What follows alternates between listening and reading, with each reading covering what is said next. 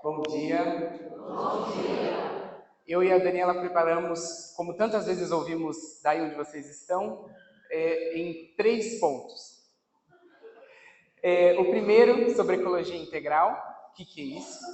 O segundo, sobre alguns sinais dos tempos que nós temos que discernir e alguns sinais de esperança que também se apresentam para a gente. Hoje, nesse dia em que celebramos a memória de São Pedro e São Paulo, colunas da igreja, também recordamos o dia do Papa, aquele que, como sucessor de Pedro, lidera e pastoreia a comunidade dos discípulos e discípulas de Jesus. É, portanto, ocasião muito propícia para falarmos de algo que os sucessores de Pedro vêm insistindo com cada vez mais urgência há pelo menos 60 anos. A nossa relação com a criação e a nossa responsabilidade, enquanto cristãos, de cuidarmos da nossa casa comum. Na história da igreja, os papas plantaram sementes importantes na defesa da criação. Leão XIII, há um século atrás, ensinava que os bens da terra são para todos e que a propriedade privada tem função social. São João 23, afirmava que a paz está ligada ao respeito pela vida e pela criação. São Paulo VI, na encíclica Populorum Progresso, alertava que o crescimento econômico sem responsabilidade social e ambiental é perigoso. São João Paulo II reforçou a necessidade de um uso racional dos recursos naturais, sem exploração predatória. Bento XVI dizia que a natureza é um dom de Deus que devemos proteger e cultivar. Até mesmo o nosso Papa Leão XIV, ainda nos seus primeiros passos à frente da igreja, já afirmou com clareza profética: não há paz possível no mundo em colapso. Queremos, porém, nos deter aqui no programa de Francisco. Com sua visão de que ecologia é integral, ele nos ensina que o grito da terra e o grito dos pobres são um só. O Papa Francisco nos recorda que tudo está interligado e que vivemos uma crise que é, ao mesmo tempo, ambiental, social e espiritual. Ele nos chama a uma verdadeira conversão ecológica. Foi ele que melhor desenvolveu essas ideias dentro da igreja. E é por conta dele que temos esse nome, Ecologia Integral. Então vejamos brevemente 3 ideias centrais dessa proposta do Papa Francisco. O primeiro, que a gente repete há algum tempo já, casa comum. Ecologia é a parte da biologia que estuda a relação entre os seres vivos e o seu ambiente. Essa palavra vem do grego oikos, que significa casa, e logos, que significa estudo. Ou seja, significa literalmente estudo da casa. Essa casa é, senão, o planeta Terra, onde habitamos com tantas outras criaturas de Deus. Não somos donos, mas hóspedes responsáveis. Somos guardiões e não predadores. A segunda ideia é de que tudo está interligado. Francisco nos lembra que tudo está conectado. O que acontece nas florestas, nos sertões, no campo, nos oceanos, impacta nos espaços urbanos onde a gente vive e vice-versa, e cada vez mais. Não podemos separar as nossas ações das consequências que elas geram em redes amplas e complexas. O que comemos, como nos transportamos, as políticas públicas que apoiamos, tudo isso afeta as pessoas de todos os seres, inclusive e principalmente os mais vulneráveis. O desmatamento, os agrotóxicos, a pobreza e a fome estão todos entrelaçados. E o terceiro é a ideia de espiritualidade ecológica. Como batizados, como Pedro vai ser já, temos a missão de buscar o reino de Deus. Isso nos exige reconhecer que a destruição da natureza é um pecado que nos afasta do projeto de amor que Deus quer para todas as pessoas. É preciso, à luz do Evangelho, escutar o grito da terra e o grito dos pobres. Reorientar a nossa rota e entrar no movimento de conversão ecológica. A espiritualidade ecológica nasce dessa consciência de que a gente é profundamente ligado uns com os outros. Nós, humanos, e as outras criaturas que Deus criou.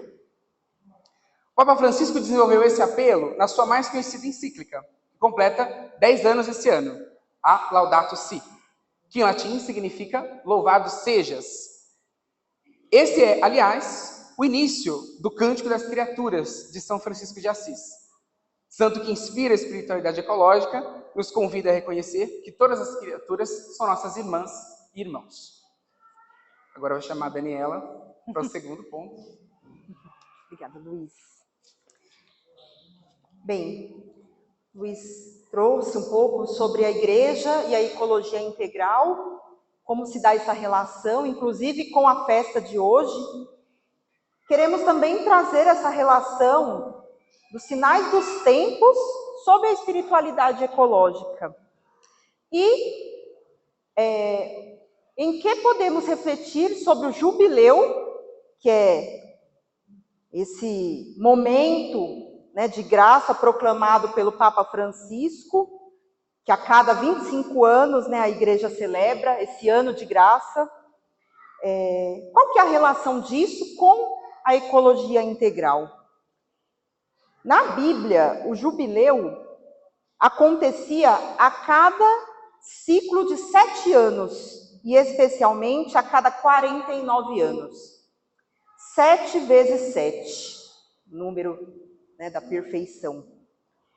Quando se celebrava o 50º ano como tempo de graça, de libertação e de descanso para a terra e para os pobres. Era o ano em que as dívidas eram perdoadas, as terras voltavam a seus donos originais, os escravizados eram libertos e até mesmo devia repousar. E aí o jubileu nos convida a dar um descanso para a terra.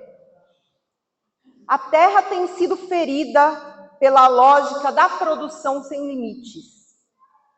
A gente precisa dizer não à monocultura e ao uso de agrotóxicos que envenenam nossa gente e os rios. Nesse tempo de graça, somos chamados a promover práticas de agroecologias que preservam a biodiversidade, respeitam a vida em todas as suas formas. Nós também, nesse tempo de graça, somos chamadas a denunciar as novas ameaças às nossas florestas. No ano passado, eu trouxe aqui um pouco, quem estava, né, sobre o marco temporal, a lei do marco temporal. Infelizmente, a lei do marco temporal passou. E aí, esse ano, nós temos outros projetos de lei que ameaçam mais ainda, como o projeto de lei 2159, que é a PL da devastação. Ela foi recentemente aprovada no Senado. Ela retira o papel do Estado na fiscalização ambiental e permite que as próprias empresas declarem que suas atividades não causam impacto ambiental. As próprias empresas são as suas próprias fiscalizadoras, mesmo quando envolvem riscos graves à natureza e à saúde pública. Você confiaria em um médico que validou o seu próprio diploma? Em um engenheiro que construiu uma ponte sem perícia? Pois é isso que esse projeto de lei faz com o nosso ambiente. E ainda, né, autoriza ainda mais a exploração em terras indígenas e nos territórios tradicionais, comunidades quilombolas, pesqueiros, causando muita insegurança jurídica, inclusive para as terras já demarcadas, já homologadas. É como entregar a chave na casa do ladrão, a chave da casa para o ladrão. O jubileu nos convida à libertação, como o anjo libertou Pedro da prisão. Sejamos hoje nós, esse anjo do Senhor, a libertar a floresta da destruição causada por outras correntes. O jubileu nos convida a defender a vida de nossos irmãos e irmãs. Não mais o fio da espada, como Paulo, mas dos tiros a queima-roupa que silenciam aqueles e aquelas que lutam pela terra, pela água, pelas florestas, pelos biomas. Somos tristemente o país que mais mata ambientalistas no mundo. E ainda assim, muitos continuam entregando suas vidas, com generosidade e coragem, às causas da terra e dos pobres. Estamos aqui para falar de esperança, confiantes de que a esperança não decepciona, como nos recorda o apóstolo em sua carta aos Romanos, que é o lema deste jubileu. Só para lembrar, em 2023, segundo dados da CPT, da Comissão Pastoral da Terra, ao menos uma pessoa foi assassinada em conflito. 35 pessoas foram assassinadas em conflitos no campo do Brasil. Já o CIMI informa em seu relatório de violência que em 2023 foram ao menos 208 indígenas assassinados. Cada vida ceifada é uma chaga no corpo de Cristo. É um grito que denuncia a violência e clama aos céus por justiça. O jubileu nos convida a pedirmos perdão pelas dívidas históricas com os pobres e com os povos indígenas, aqueles que mais sofrem com a destruição ambiental, e ao mesmo tempo aqueles que mais cumprem o mandato de cultivar e guardar a criação. E diante do evangelho proclamado hoje, em que Pedro confessa Jesus como Cristo, devemos lembrar: o Messias que seguimos não é um Messias da arminha na mão. A rocha sobre a qual Cristo edifica a sua igreja não é a rocha da mineração, que explode montanhas e soterra vidas. É a rocha confiante da esperança, que não decepciona, é aquela que resiste às investidas do inferno. Lembremos de Brumadinho. 272 vidas foram soterradas pelo rompimento de uma barragem de rejeitos da mineração. Foi presença e consolo, a igreja estava lá, por meio de Dom Vicente Ferreira, voz profética que denunciou e consolou o povo ferido. Lembremos, não longe de nós, dos alagamentos aqui em Itaquera, agravados a cada verão pelas mudanças climáticas, pela destruição das áreas verdes no nosso bairro, pela ampliação dos prédios, pela especulação imobiliária. Quantos prédios sendo construídos no nosso entorno? A igreja, que é o povo de Deus, não pode se aliar ao poder que concede a cobiça, a destruição e a violência. Não é pelo poder que é dado a Pedro a autoridade sobre a comunidade. Somente o amor infinito que brota do coração de Jesus e é a fonte de comunhão, doação e graça para a igreja e toda a humanidade. Já trouxemos aqui, já estou entrando no terceiro ponto. Já trouxemos aqui alguns sinais de esperança, porque sempre em meio à destruição, a gente vê sementes, brotos de esperança, E aí, para concluir, a fidelidade de Pedro e Paulo os levou à perseguição e ao martírio. Ela foi firmada no amor de Deus, esse amor que nos faz resistir à esperança. Essa mesma fidelidade é também um sinal de esperança na vida da igreja, por meio da CNBB, que continua anunciando o evangelho em consonância com os papas, semeando há décadas o debate socioambiental dentro da igreja, mesmo quando surgem ataques de alguns grupos católicos que dizem que ecologia não tem nada a ver com o evangelho. Inclusive os mesmos que chegaram a rezar pela morte do Papa Francisco. Durante a campanha da fraternidade deste ano, né, inclusive isso, que a igreja deveria se preocupar em salvar almas, não em salvar árvores, como se as coisas não estivessem interligadas, né?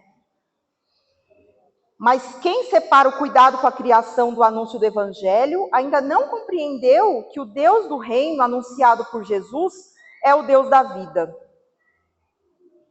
E o jubileu nos ensina a libertar os pobres e a dar descanso à terra, a fazer parte da mesma vontade divina, cuidar da casa comum.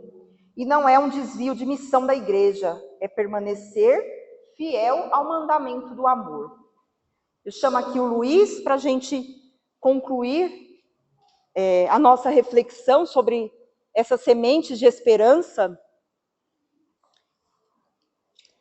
Que a esperança, celebrada na mesa do pão e da palavra, que com essa esperança nós possamos nos reconciliar com todas as criaturas e com o Criador. Que possamos, então, como Paulo, dar glória pelos séculos dos séculos, e como São Francisco, cantar com todas as irmãs e irmãos, se, como ouvimos hoje, a comunidade permanecia firme na oração pela libertação de Pedro na prisão e da morte, rezemos também nós, agora, pela libertação da criação, proclamando o Cântico das Criaturas, que completa em 2025 seus 800 anos. Essa oração de São Francisco de Assis. Altíssimo, onipotente, bom Senhor, teus são o louvor, a glória, a honra e toda a bênção. Só a ti, Altíssimo, são devidos. Louvado sejas, meu Senhor, por todas as suas criaturas, especialmente o Senhor, irmão Sol, que clareia o dia com sua luz que nos alumia. E ele é belo e radiante, com grande esplendor. De ti, Altíssimo, é a imagem. Louvado sejas, meu Senhor, pela irmã Lua e as estrelas, que no céu formastes claras e preciosas e belas. Louvado sejas, meu Senhor, pelo irmão Vento, pelo ar, ou nublado ou sereno, e todo o tempo pelo qual as tuas criaturas dás sustento.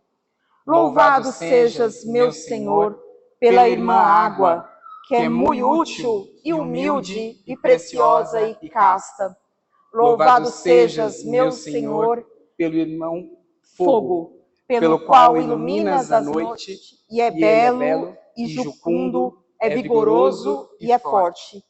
Louvado sejas, meu Senhor, por nossa irmã e a Mãe Terra, que nos sustenta e governa e produz frutos diversos, coloridos, flores e ervas. Louvado sejas, meu Senhor, pelos que perdoam por teu amor e suportam enfermidades e tribulações. Bem-aventurados os que sustentam a paz, que por ti, Altíssimo, serão coroados. Louvai e bendizei a meu Senhor, e dai-lhe graças, e servi-o com grande humildade. Amém. Muito obrigada pela oportunidade. Obrigada, Luiz.